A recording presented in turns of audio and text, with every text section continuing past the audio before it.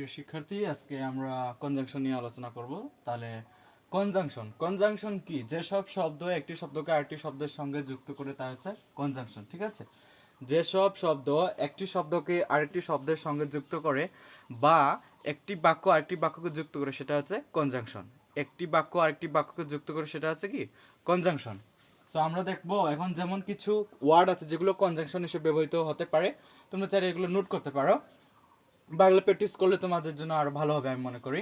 যেমন কিছু কনজাংশন আছে যেমন ব্যবহৃত হয় কনজাংশন হিসেবে ব্যবহৃত হয়, অর্থাৎ দুইটা বাক্যকে যুক্ত করে এই ওয়ার্ডগুলো যখন দেখবে তখন মনে করবে যে এগুলো নিশ্চয়ই একটা ওয়ার্ডকে আরেকটা ওয়ার্ডের সাথে যুক্ত করছে বা একটা ক্লুজ আর একটা ক্লুজকে যুক্ত করছে। সো মনে রাখবে এগুলো কনজাংশন হিসেবে ব্যবহৃত হচ্ছে এবং এই ওয়ার্ডগুলো যখনই কোনো সেন্টেন্সে দেখবে তখন মনে রাখবে যে এগুলো একটা ক্লুজ আর একটা ক্লুজের সাথে যুক্ত করছে।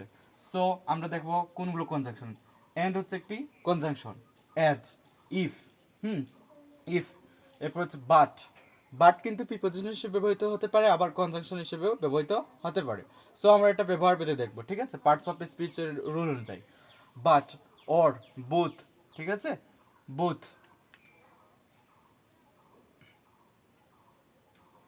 বুথ।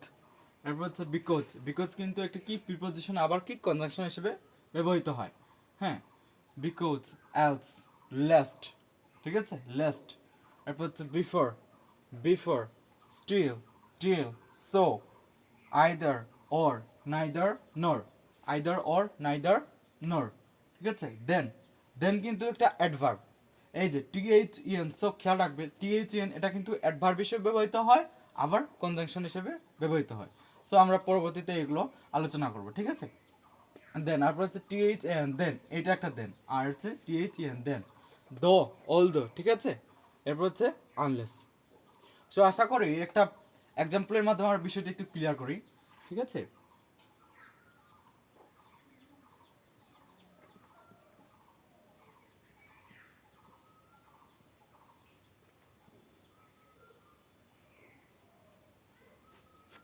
সরি,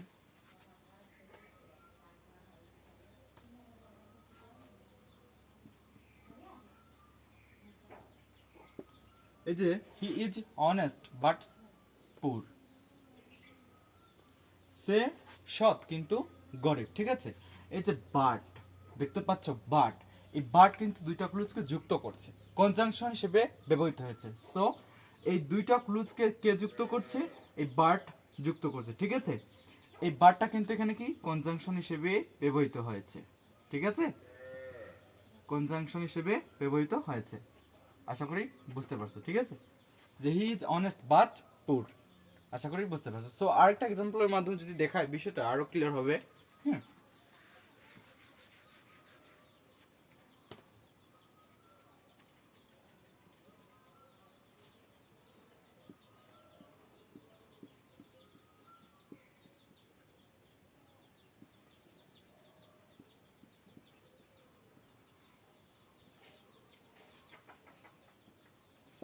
সো দেখতে পাচ্ছ এখানে কিন্তু কনজাংশন হিসেবে বাট রয়েছে, ঠিক আছে। He could not win but learn, learned a lot, ঠিক আছে। সরি এখানে ভুল হয়েছে, এটা হবে লার্নড, লার্নড এ লট, ঠিক আছে। He could not win but learned a lot. এই যে বাট, এই বাটটা দেখতে পাচ্ছ, এই বাটটা কিন্তু এখানে কনজাংশন, অর্থাৎ এই একটা ক্লুজ আর এই একটা ক্লুজকে কে যুক্ত করছে? এই বাট যুক্ত করছে, ঠিক আছে, এই বাট যুক্ত করছে। সো এটা কি কনজাংশন, এটা কি কনজাংশন হিসেবে ব্যবহৃত হয়েছে, এই বাটটা কি কনজাংশন হিসেবে ব্যবহৃত হয়েছে। আশা করি বুঝতে পারছো। সো এগুলো চাইলে তোমরা নোট করতে পারো, এগুলো নোট করলে প্র্যাকটিস করলে আশা করি বিভিন্ন কম্পিটিটিভ পরীক্ষার ক্ষেত্রে এবং আপনাদের যে স্কুলের পরীক্ষার ক্ষেত্রে এগুলো মাস্ট বি কাজে লাগে। সো আপনারা চাইলে এগুলো নোট করতে পারেন, আমি মনে করি অনেক বেটার হবে আপনাদের চর্চার ক্ষেত্রে।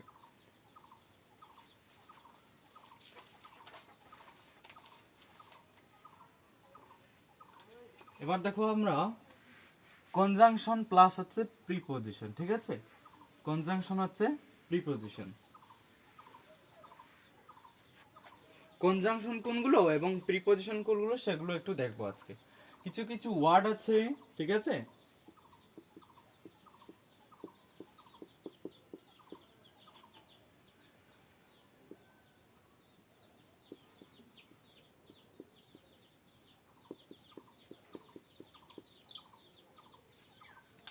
সো আমাদের মনে রাখতে হবে কিছু কিছু ওয়ার্ড আছে যেগুলো কনজাংশন এবং প্রিপোজিশন হিসেবে উভয়ভাবে ব্যবহৃত হতে পারে সেন্টেন্সের রুল মোতাবেক, পার্ট অফ স্পিচের রুল অনুযায়ী। সো এই ওয়ার্ডগুলো যদি দেখি আমরা, সিন্স, সিন্স, তারপর হচ্ছে আফটার, আফটার, বিফোর, তারপর হচ্ছে ফর, এটসেট্রা। ঠিক আছে, সিন্স, আফটার, বিফোর, ফর, এগুলো কি? এগুলো প্রিপোজিশন এবং কনজাংশন হিসেবে উভয়ভাবে ব্যবহৃত হতে পারে। সেটা সেন্টেন্স বুঝে আমাদের দেখতে হবে। আশা কিছু ব্যবহার দেখি, তাহলে আশা করি বুঝতে পারবো। ঠিক আছে,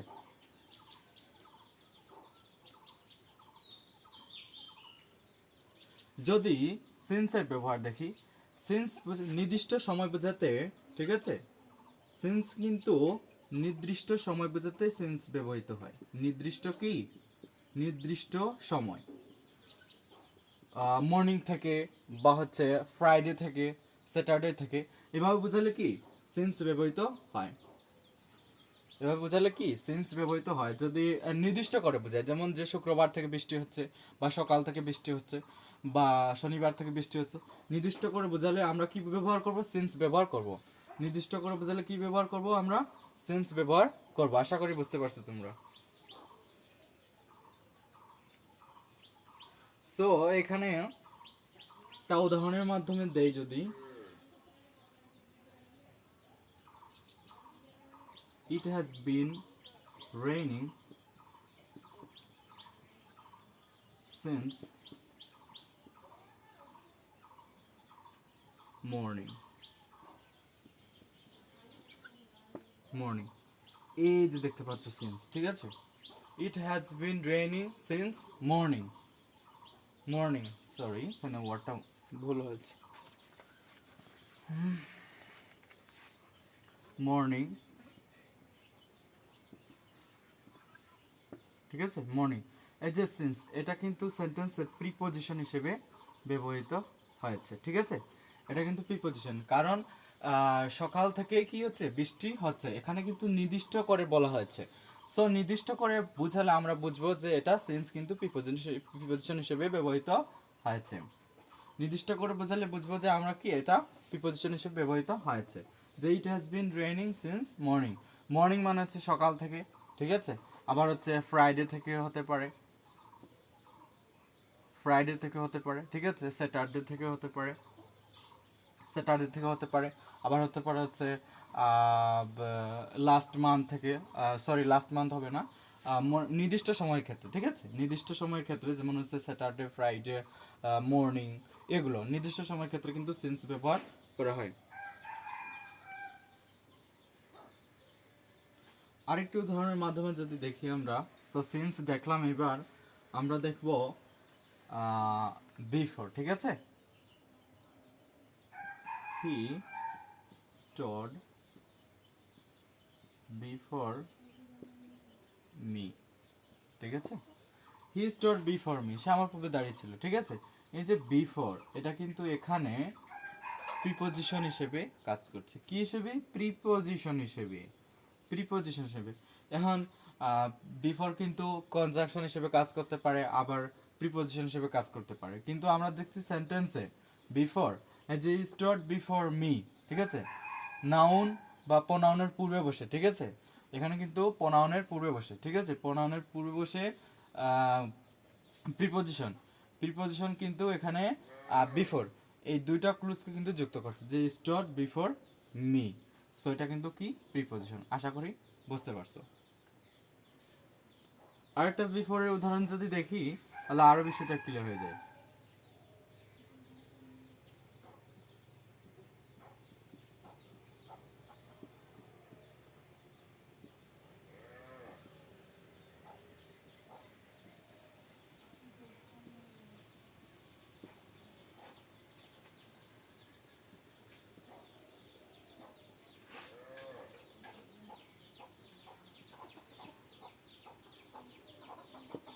এই যে দেখছো, the patient had died before the doctor came, ঠিক আছে। এই যে বিফোর, এখানে বিফোরটা কিন্তু, হ্যাঁ, এই যে একটা ক্লোজ, ঠিক আছে, দ্য পেশেন্ট হ্যাড ডাইড একটা ক্লোজ, কোঅর্ডিনেট ক্লোজ, এবং দ্য ডক্টর কেম একটা ক্লোজ, ঠিক আছে।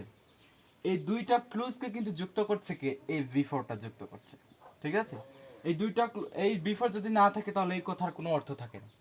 সো দেখি আমরা যে এই দুইটা ক্লুজে কিন্তু বিফোর কি যুক্ত করছে, সো এটা কি হচ্ছে কনজাংশন হিসেবে কাজ করছে, ঠিক আছে।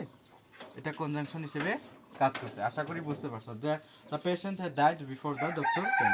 এই যে বিফোরের পরে কিন্তু কি হয়, পাস্ট ইনডিফিনিট টেন্স হয়। বিফোরের পরে কি হয়, পাস্ট ইনডিফিনিট টেন্স হয়। বিফোরের পূর্বে কিন্তু পাস্ট পারফেক্ট টেন্স হয়। সো আমি মনে করি যে তোমরা বুঝতে পারছো, ঠিক আছে। তাহলে বিফোর এখানে কি কনজাংশন হিসেবে ব্যবহৃত হয়েছে। সো এবার দেখবো আমরা ইন্টারজেকশন, ঠিক আছে। ইন্টারজেকশন কোনগুলো একটু আমরা দেখবো। ইন্টারজেকশন কি আসলে, আসলে কনজাংশন একটু পরীক্ষা আসে, তবে বিশেষ বিশেষ করে কনজাংশনটা একটু কম আসে, ঠিক আছে। তো কনজাংশন ইন্টারজেকশনটা একটু কম আসে। ইন্টারজেকশন আমরা দেখবো এখন। ইন্টারজেকশন,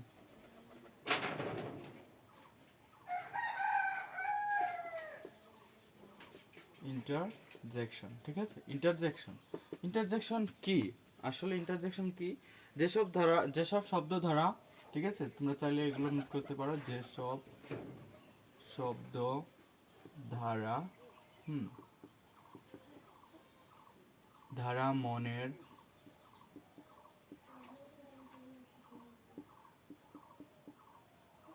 আকস্মিক অনুভূতি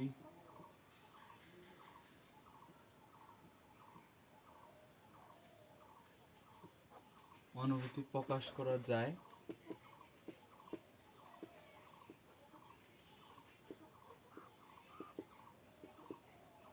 তাই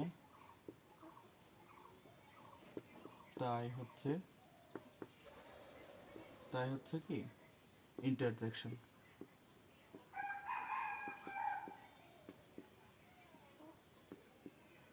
আশা করি বুঝতে পারছো, ঠিক আছে।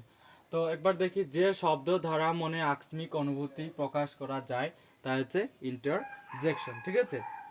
যে শব্দ ধারা মনের আকস্মিক অনুভূতি, ঠিক আছে, আকস্মিক অনুভূতি, ঠিক আছে, আকস্মিক অনুভূতি মনের প্রকাশ করা যায়, সেগুলো হচ্ছে কি ইন্টারজেকশন। সেগুলো কি হচ্ছে ইন্টারজেকশন, সেগুলো কি ইন্টারজেকশন। যেমন হচ্ছে এলাস, ALS, এলাস, এগুলো কি ইন্টারজেকশন। ইন্টারজেকশনের ওয়ার্ডের শেষে দেখবে এইরকম একটা চিহ্ন থাকে, ঠিক আছে, এরকম একটা কি চিহ্ন থাকে। সো এগুলো কি আকস্মিক বা মনের অনুভূতি প্রকাশ করে এরকম ওয়ার্ডগুলোর শেষে পরে কিন্তু এগুলো এরকম চিহ্ন থাকে, সিম্বল থাকে। সো মনে রাখতে হবে। এরপর হচ্ছে ফাই, ছি। এলাস হচ্ছে কি, এলাস হচ্ছে যে হাইরে, এলাস হচ্ছে হাইরে। ফাই তো কি ছি, এরকম এরকম ওয়ার্ড প্রকাশ করে, ঠিক আছে, ছি। এরপরে যদি দেখি যে হার্ক, হার্ক, হার্ক অর্থ হচ্ছে কি ওই শুনো, ওই শুনো। এরপর হচ্ছে হাস, হাস অর্থ হচ্ছে কি চুপ, হাস অর্থ হচ্ছে কি চুপ, হাস অর্থ হচ্ছে কি চুপ। এরপর হচ্ছে হুররে, HURRH, হুররে, আহা, ঠিক আছে, আহা, হা, সরি, এটা হবে হা, হবে হা, ঠিক আছে, হা। সো এগুলো চাইলে তোমরা নোট করতে পারো, নোট করলে বেটার হবে মনে করি আমি। সেম, SHAME, সেম, সেম হচ্ছে কি লজ্জা, ঠিক আছে, সেম অর্থ হচ্ছে কি লজ্জা। সো চাইলে এগুলো তোমরা কিন্তু নোট করতে পারো, কারণ ইন্টারজেকশনটা তেমন একটা পরীক্ষাতে আসে না, বাট যদিও আসে তোমরা সহজে আমি মনে করি এগুলো কমপ্লিট করতে পারবে। বাট আমরা দেখি অনেক কম্পিটিটিভ পরীক্ষার ক্ষেত্রে কিন্তু এগুলো খুবই কম আসে। সো তোমরা চাইলে এগুলো মানে শিখে রাখাটা ভালো, বেটার আমি মনে করি। যে বেশিরভাগ তো নাউন, আপনার হচ্ছে অ্যাডজেক্টিভ, অ্যাডভার্ব, হ্যাঁ, এগুলো থেকে বেশি প্রশ্ন আসে, আর কনজাংশন আর ইন্টারজেকশন একটু এগুলো থেকে একটু কম আছে। আমি দেখেছি বিভিন্ন প্রতিযোগিতামূলকে একটু কম আছে, বাট এগুলো শিখে রাখা ভালো, আমি মনে করি এগুলো খুবই বেটার শিখে রাখলে, ঠিক আছে। সো একটি উদাহরণের মাধ্যমে দেখি যে আরো বিষয়টা ক্লিয়ার হবে। এলাস, ঠিক আছে, I am undone, undone, alas, I am undone, এটা এটা এই আলাস শব্দগুলো দেখলে কি এগুলো কি হচ্ছে ইন্টারজেকশন হিসেবে কাজ করতেছে। এগুলো একটু সহজ আছে, এগুলো এত বিশেষ কঠিন না। চাইলে তোমরা প্র্যাকটিস করলে এগুলো বিশেষ কঠিন না আমার মনে হয়, এগুলো চাইলে তোমরা করতে পারো, ঠিক আছে।